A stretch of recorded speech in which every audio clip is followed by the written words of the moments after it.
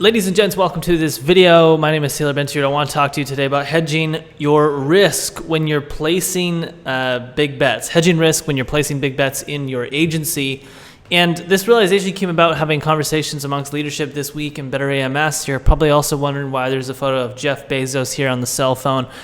I'll explain that in a moment. But first of all, what is a big bet? And what do I mean by hedging risk? Okay, so a big bet in your agency is relative to the size of your agency. Let's say you're doing $10,000 per month. You're looking at hiring your first account executive. You're unsure about doing it. You find somebody that's $70,000 per year in terms of salary. Now you're doing $120,000 per year revenue right now, and maybe it's not consistent. So this is a big bet for you because you're thinking like, whoa, this is a huge expense. So it's a huge bet. Now for us, a major bet on salary would be like, I don't know, in the 100 plus thousand. So 6-figure plus per year salary is a decent sized bet for us in our agency. Probably about 150, 200 is a big bet. Great. The second question, and by the way, bets can be anything. This is just one example, okay? So placing a big bet typically is a legendary thing to do because it can yield tremendous long-term ROI. Okay, sometimes you can place big bets that have, ROI very quickly. That's usually not always the case. Usually it takes 6 to 12 months to 18 months to see a huge ROI out of a big bet.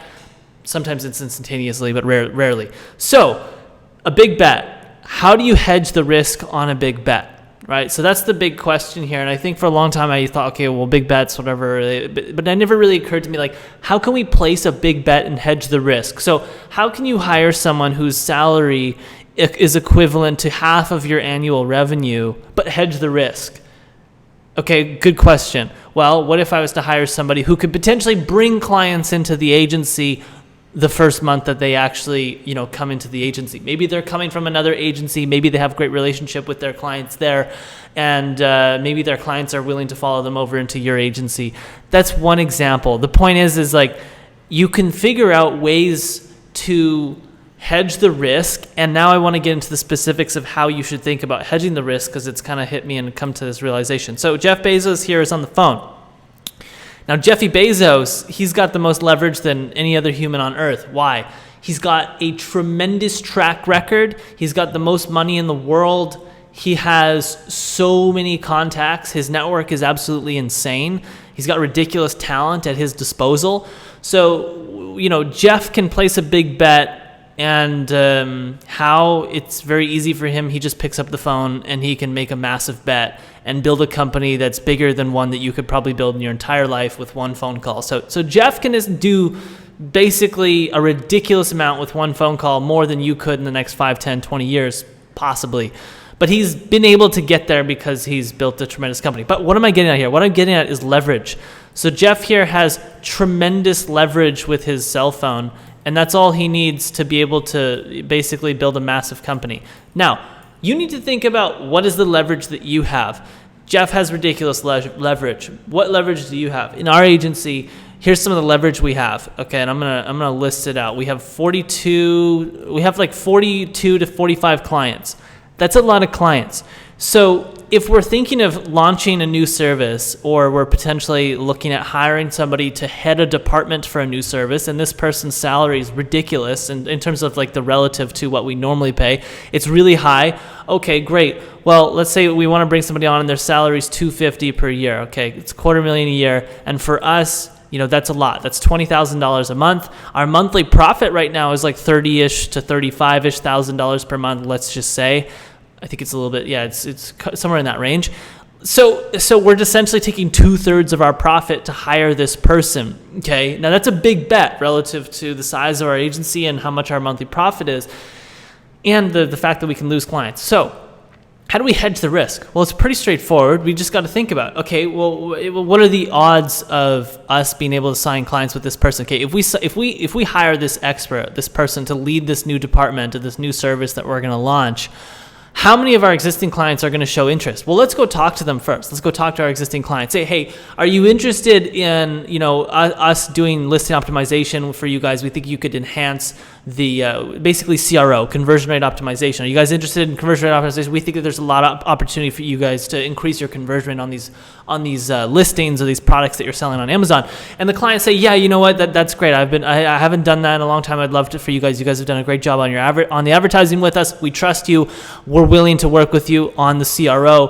What would that cost? And then we start basically pre-selling a service. Now we're going to the lowest hanging fruit on the tree, which is our clients. We've already established trust with these clients, and so we're pre-selling. We're getting an idea for what it is, what the level of interest is, and how many clients would essentially be willing to do this service, assuming we had the talent to provide the service, right? Because let's say we have no idea how to do list optimization CRO.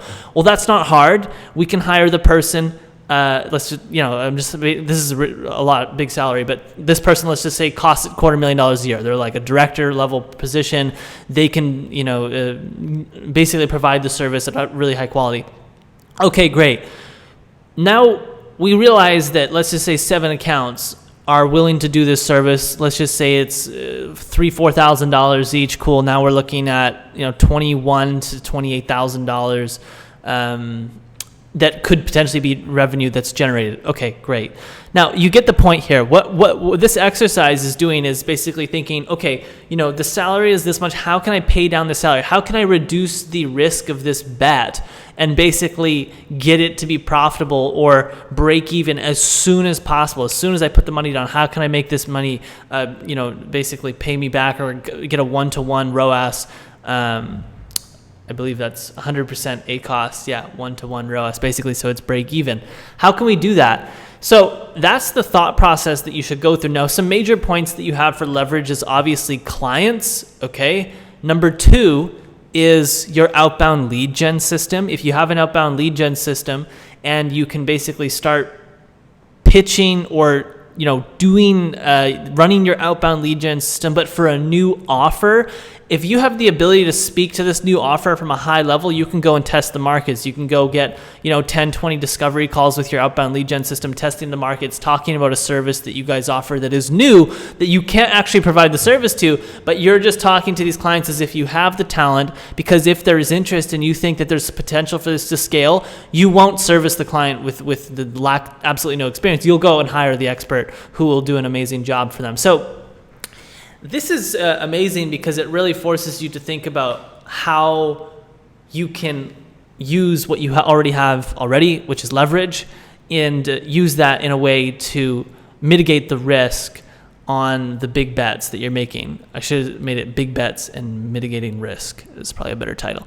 So that's pretty much the topic of today, and I think it's a great realization. I think it's a really great exercise for you to go through. And keep in mind, big bets are all relative. Another big bet, unrelated to talent, could be the investment into developers. That's somewhat of a medium-sized bet that we've made in terms of hiring a development team, because we committed to at least like a year. In my mind, it was at least like a year, assuming the first 2-3 months went well. So anyways, let me know your thoughts in the comment section below. I'm happy to hear it. And hopefully you enjoyed this video and this beautiful face of Jeff Bezos. I actually was going to use Bill Gates. That's why you see Billy G over here. But this is Jeffy B, not Billy G. All right. Much love, everybody. I'll talk to you guys in the next video. Hit the subscribe button, hit the like button. Let me know your thoughts. Ciao.